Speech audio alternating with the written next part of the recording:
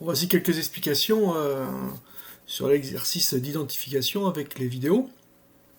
Donc l'exercice consistait à deviner quelles étaient la couleur des différents personnages dans les différents films. Alors le premier film, c'est une publicité où l'on voit un homme se garer. Le personnage est bleu car il met beaucoup d'applications à bien se garer, de plus dans un endroit difficile, et il le fait avec calme. Il enlève une poussière avec minutie, l'on peut dire qu'il a vraiment le sens du détail. Le coup de pied dans la noix de coco est impulsif, il passe dans le rouge à ce moment-là pour un instant très bref. La première scène du Père Noël. Sur la première image, l'on voit Josette, elle semble impatiente. D'ailleurs, elle n'attend pas de quitter, d'avoir la personne en ligne pour quitter la cabine téléphonique et rejoindre les locaux de SOS Détresse Amitié. Elle est rouge. Thérèse est plutôt verte, elle. Elle est très à l'écoute, elle reformule, elle a des expressions pleines d'empathie. Elle est pleinement avec la personne au téléphone. Elle est aussi à un moment complètement absorbée par l'élaboration de son tricot. Elle est vraiment dans sa bulle. Concernant Madame Musquin, Balasco, plusieurs indications nous montrent du rouge. Le ton est directif, elle tape des mains pour se faire entendre.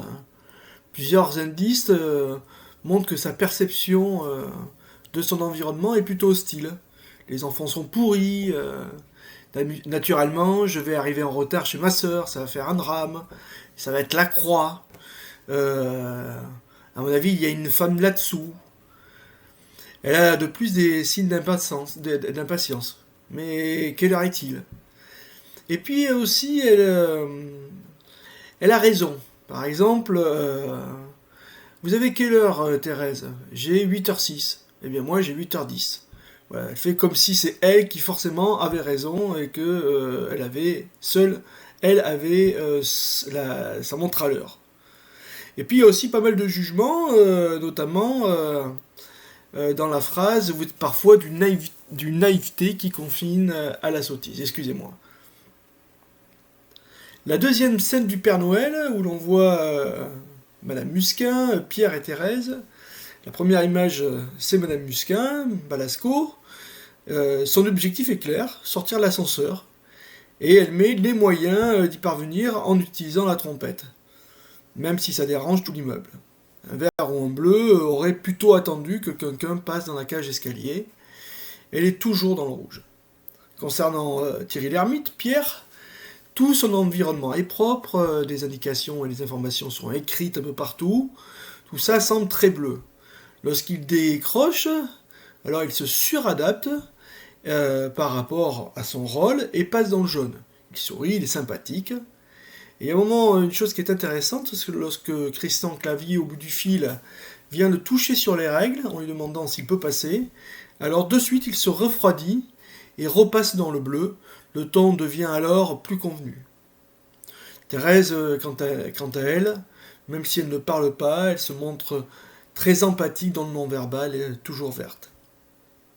Concernant la scène d'Intouchable, la première phrase d'Omar Sy, c'est alors on y va. Alors là, c'est tout à fait jaune. Pour dissocier le jaune du rouge, lorsqu'il y a une demande assez autoritaire, alors il faut imaginer que là, lorsque Omar Sy dit alors on y va, c'est l'enfant qui parle. Hein, c'est l'enfant qui dit mais finalement j'en ai marre et je vais m'en aller. Et lorsque c'est l'enfant qui parle, c'est toujours le jaune. Si ça avait été une injonction parentale, avec un ordre autoritaire indiquant que l'on va partir, alors là ça aurait été plutôt bleu ou rouge. Ensuite, on le voit demander ça coûte combien, vaut mieux aller vérifier, vous n'allez pas acheter cette croûte 30 000 euros, c'est pas possible. Omar Sy montre dans ce film d'ailleurs durant toute la durée du film, beaucoup de spontanéité, et ça, la spontanéité, c'est très jaune. Je vais ensuite chez Casto et je vous la fais ma trace de mon passage sur Terre. Pas de bras, pas de chocolat, chaque fois qu'il y a de l'humour, d'ailleurs un certain ton irrespectueux, on est toujours dans le jaune.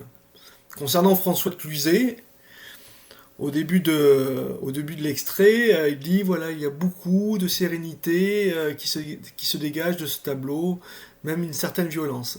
C'est calme, c'est posé, il parle émotion, c'est vert. Et puis plus loin, il va se montrer assez professoral. Dites-moi, Driss, pourquoi les gens s'intéressent-ils à l'art? Alors, chaque fois qu'il est dans ce ton professoral, calme, on peut percevoir aussi la ride du lion sur son visage. Il est bleu. J'espère que ces explications vous auront suffi pour savoir identifier la couleur de votre interlocuteur. Je vous souhaite une bonne continuation dans vos exercices. À bientôt.